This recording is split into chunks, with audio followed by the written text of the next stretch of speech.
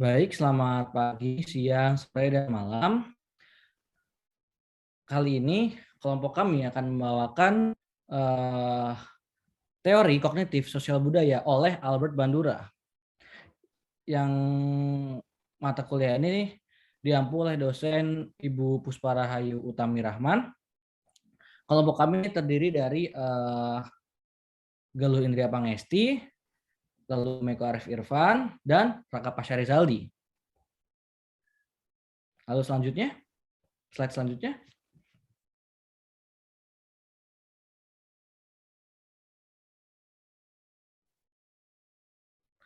Kali ini adalah biografi Albert Bandura. Pasti dari kalian banyak sekali yang belum tahu mengenai Albert Bandura. Jadi Albert Bandura ini dilahirkan pada tanggal 4 Desember 1925 di Mundere. Bandura adalah seorang psikolog. Ia kenal dengan eksperimen Bobodol, yang mana pembelajarannya itu bisa diperoleh dari mencontoh suatu tindakan atau modeling study. Bandura tumbuh sebagai anak laki-laki satu-satunya dari keluarga dengan 5 kakak perempuan. Ia menerima gelar sarjana muda dalam waktu 3 tahun di bidang psikologi dari University of British Columbia tahun 1949. Kemudian ia masuk ke University of Iowa, tempat di mana ia meraih gelar PhD tahun 1952. Setelah lulus, ia melanjutkan pendidikannya pasca program dokter di Wichita Guidance Center, Wichita di Kansas. Pada tahun 1953, ia bertemu dengan Virginia Farnes. Mereka kemudian menikah dan dikaruniai 2 orang putri. Lalu Bandura menjadi presiden dari American Psychology Association atau APA atau APA pada tahun 1974. Lalu Bandura juga menerima APA Award, penghargaan APA atas jasa-jasanya dalam Distinguished Scientific Contributions pada tahun 1980.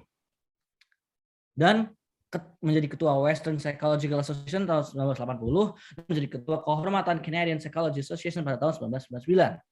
Lalu pada akhirnya Bandura wafat pada 26 Juli 2021. Beliau meninggal di usia 90 tahun di kediamannya di Stanford. Slide selanjutnya.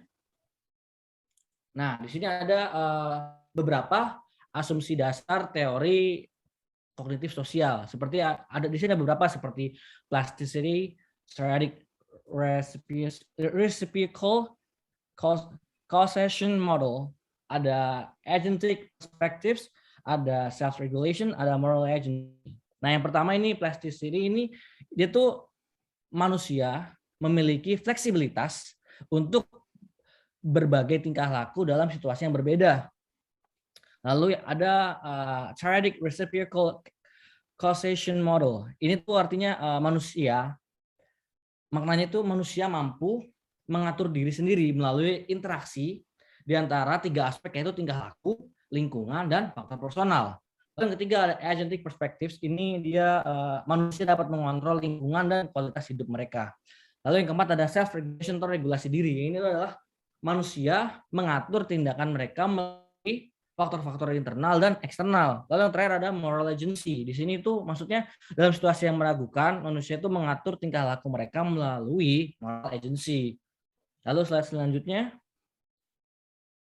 Nah, di sini tentu dalam teori Bandura ini tentu ada belajar dan belajar ini masuk salah satu asumsi awal dan dasar teori kognisi sosial Bandura adalah bahwa manusia cukup fleksibel dan mampu mempelajari berbagai sikap, kemampuan untuk berlaku, serta cukup banyak dari pembelajaran tersebut yang merupakan hasil dari pengalaman tidak langsung.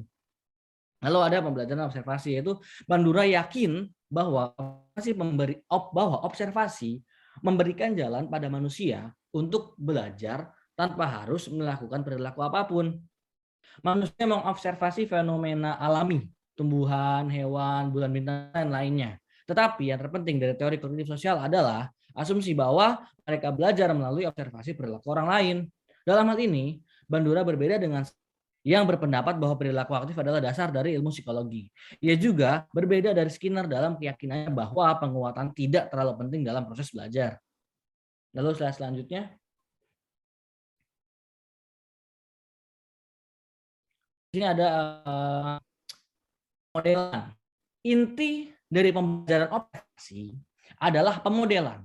Pembelajaran melalui pemodelan meliputi menambahi atau mengurangi suatu perilaku yang diobservasi dan mengeneralisasi dari satu observasi ke observasi lainnya.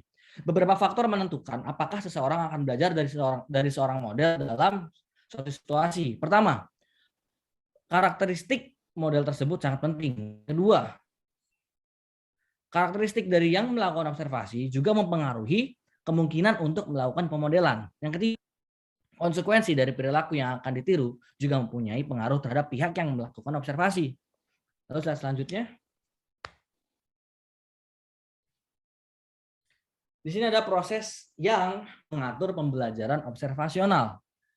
Bandura menemukan 4 proses yang mengatur pembelajaran melalui observasi, perhatian, representasi, produksi perilaku, dan motivasi. Di sini ada 4, ada perhatian, ada representasi, produksi perilaku, motivasi. Itu salah satunya perhatian. Itu sebelum kita dapat melakukan modeling terhadap orang lain, kita harus memperhatikan orang tersebut. Lalu ada representasi, yaitu agar dapat mengarahkan pada pola respons yang baru. Pola tersebut harus dapat direpresentasikan secara simbolis di dalam ingatan. Lalu ada produksi perilaku. Setelah memperhatikan seorang model, mempertahankan apa yang perlu diobservasi, kemudian kita memproduksi perilaku tersebut. Lalu yang terakhir ada motivasi. Pembelajaran melalui observasi paling efektif terjadi apabila pihak yang belajar termotivasi untuk melakukan perilaku yang ditiru. Terus selanjutnya. Nah, masih mengenai pembelajaran aktif ini, setiap respons yang dibuat oleh seseorang akan diikuti oleh suatu konsekuensi.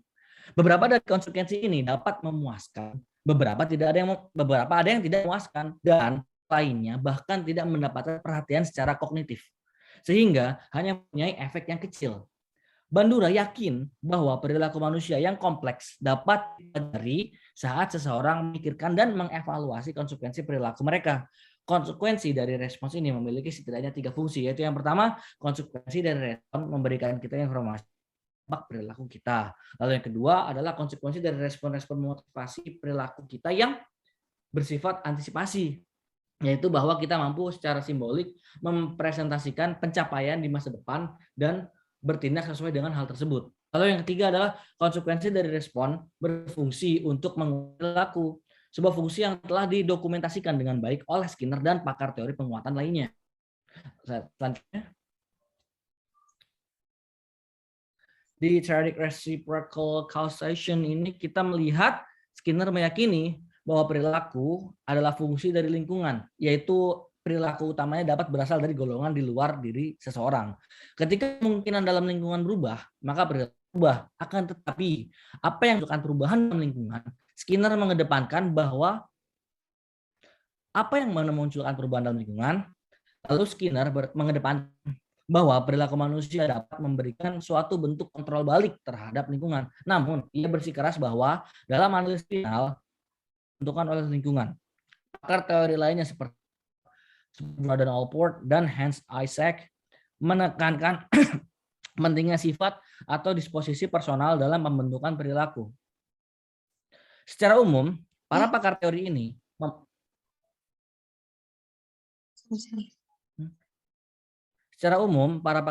ini memegang prinsip bahwa faktor pribadi berinteraksi dengan lingkungan untuk membentuk perilaku.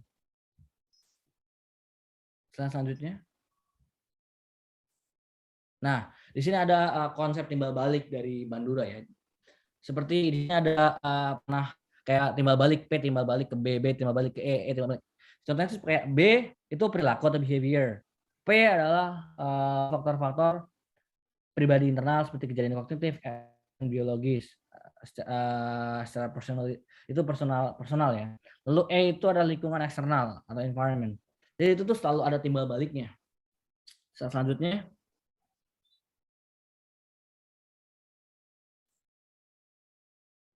Nah, agen manusia atau human agency ini adalah esensi dari kemanusiaan. Bandura yakin bahwa manusia bersifat meregulasi diri sendiri, proaktif, merefleksikan, dan dapat mengatur diri serta mempunyai kekuatan untuk mempengaruhi mereka sendiri untuk menghasilkan kesuksesan yang diinginkan. Lalu apa sih aspek-aspek agen manusia? Itu ada 4, itu intensionalitas, pemikiran tenang, reaktivitas diri, dan refleksi diri. Lalu slide selanjutnya. Nah, efikasi diri. Apa sih efikasi diri? Bandura ini mendefinisikan efikasi diri sebagai keyakinan seseorang dalam kemampuannya untuk melakukan suatu bentuk kontrol terhadap keberfungsian orang itu sendiri dan kejadian dalam lingkungan. Bandura beranggapan bahwa keyakinan atas efikasi seseorang adalah landasan dari agen manusia. Manusia yang yakin bahwa mereka dapat melakukan sesuatu yang mempunyai potensi untuk dapat mengubah kejadian di lingkungannya akan lebih mungkin untuk bertindak dan lebih mungkin untuk menjadi sukses daripada manusia yang mempunyai efikasi diri yang rendah. Lalu saya selanjutnya. Nah, agen proksi. Proksi meliputi maksudnya proksi meliputi kontrol yang tidak langsung atas kondisi sosial yang dapat mempengaruhi kehidupan sehari-hari. Menurut mencatat bahwa tidak ada yang memiliki waktu, energi, dan sumber daya untuk menguasai setiap bidang kehidupan sehari-hari. Lalu di sini ada efikasi kolektif. Bandura mendefinisikan kemajuan kolektif sebagai kepercayaan bersama masyarakat, kekuatan kolektif mereka untuk menghasilkan hasil yang diinginkan. Lalu slide selanjutnya. Di sini ada regulasi diri. Regulasi diri ini terdiri dari faktor eksternal dalam regulasi diri, ada faktor internal dalam regulasi diri, dan regulasi diri melalui agen moral. Kalau ada perilaku disfungsi atau dysfunctional behavior. Tujuan utama dari kognisi sosial adalah regulasi diri. Untuk mencapai tujuan ini, terapis memperkenalkan strategi-strategi yang dirancang untuk memunculkan perubahan perilaku spesifik, mengeneralisasi perubahan tersebut dan kondisi yang berbeda, dan mempertahankan perubahan tersebut dan menghindari kemungkinan untuk kembali melakukan kegiatan yang sama. Terus selanjutnya, terapi. Tujuan utama dari kognisi sosial adalah regulasi diri. Untuk mencapai tujuan ini, perkenalkan strategi yang dirancang untuk memunculkan perubahan perilaku spesifik dan mengeneralisasi perubahan tersebut dan kondisi yang berbeda. Seperti yang tadi sudah dijelaskan ya, sebaiknya kita ke slide selanjutnya. Ini sepertinya hanya rangkuman saja. Slide selanjutnya. Nah, di sini ada ini ya, sinopsis dari film Slumdog Millionaire. Dan sinopsis ini saya yakin Galuh lebih paham mengenai film ini, jadi Galuh mungkin bisa menjelaskan mengenai film ini apa sih? Film ini mengenai tentang apa sih? Menceritakan apa sih film ini? Mohon Galuh silakan. Ya, baik. Terima kasih pada moderator. Selanjutnya untuk sinopsis film Slumdog Millionaire ini akan saya bacakan. Film Slumdog Millionaire ini menceritakan perjuangan seorang pemuda India yang berprofesi sebagai operator telepon, yaitu bernama Jamal Malik. Nah, dia ini ingin mengejar cintanya kepada seorang gadis yang bernama Latika. Lalu Jamal Malik mengikuti dalam kuis Who Went to be Millionaire dan sukses memenangkan hadiah 10 juta rupiah atau sekitar 2,1 miliar rupiah.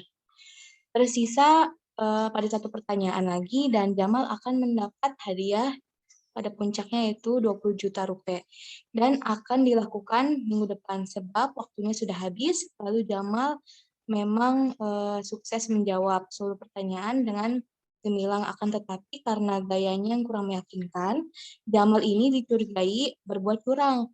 Nah, si Jamal ini ditangkap oleh polisi lalu diinterogasi bahkan hingga disiksa untuk mengaku berbuat curang. Padahal sebenarnya si Jamal ini bisa menjawab semua pertanyaan pada kuis tersebut. Karena semua pertanyaan ini sesuai dengan pengalaman pada masa kecilnya, dan Jamal menceritakan semua pengalaman masa kecilnya itu kepada polisi yang menginterogasinya. Lalu sini ada analisa film Slumdog-nya, itu trailernya ya ini. Bisa dilihat.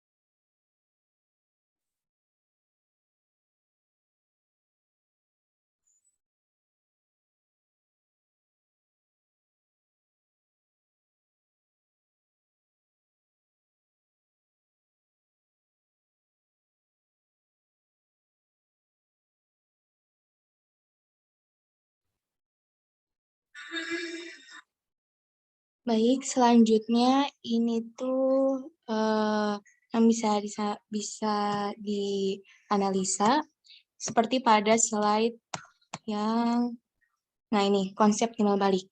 Nah, bisa dianalisa untuk faktor-faktor pribadi internal, yaitu personality-nya itu Jamal cerdas, gigih, dia sopan, pemberani, dan positive thinking. Nah, untuk behaviorisme-nya itu dia ini tidak mudah putus asa dalam mencari Latika.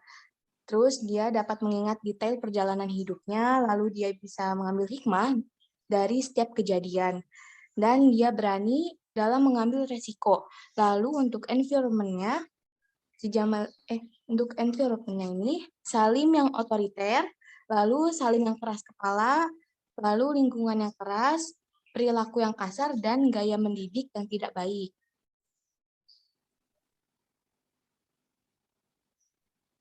Tanpa disadari, sesungguhnya Jamal ini telah memodeling perilaku Salim, yaitu tidak mudah menyerah atau regulasi diri yang baik, terutama dalam usaha untuk bertahan hidup.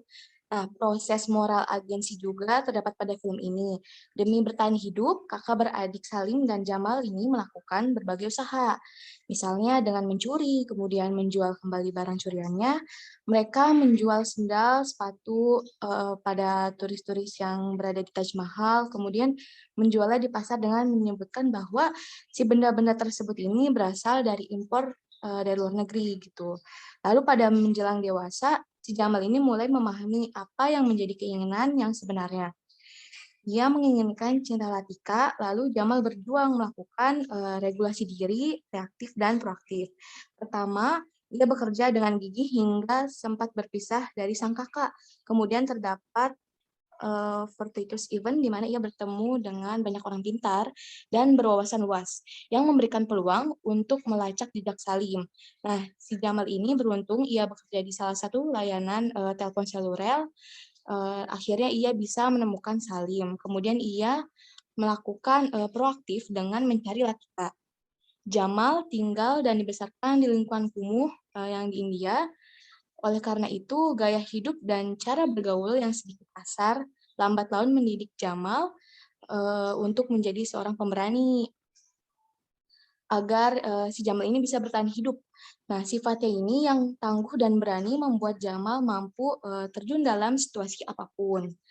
Menjalani hidup dengan berbagai macam pekerjaan yang penuh risiko seperti mencopet, dan tinggal sebagai penumpang gelap di kereta, dan mampu untuk berani menerima bersaing dalam kuis yang tadi WTBM. Lalu sifatnya yang gigih ini juga menghantarkan Jamal hingga bisa menemukan Latika. Mungkin sekian dari saya, bisa dikembalikan kepada moderator.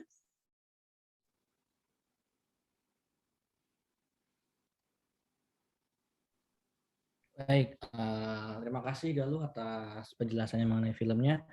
Jadi memang film ini seru banget ya. Kalau yang buat belum nonton, silakan nonton. Dulu saya pernah nonton film ini waktu saya masih kecil. Dan emang ini tuh tentang si Jamal ya yang ikut acara Who Wants to Be Millionaire. Ini emang bikin deg-degan, greget gitu. Baik, kesimpulan dari teori ini adalah teori ini berpandangan bahwa tidak hanya perilaku saja yang dapat berpengaruh pada belajar, namun juga faktor lingkungan sosial serta faktor kognitif serta didik. Faktor sosial misalnya apa yang dilihat anak dari perilaku orang tuanya berkaitan dengan semangat mencapai sesuatu yang kemudian bisa mempengaruhi caranya memandang sesuatu itu, sedangkan faktor kognitif misalnya harapan atau prediksi pribadi peserta didik untuk sukses. Jadi faktor sosial dan faktor kognitif itu jelas-jelas berbeda ya. Bisa dilihat di kesimpulan ini, bisa dibaca sendiri bahwa faktor sosial ini lebih ke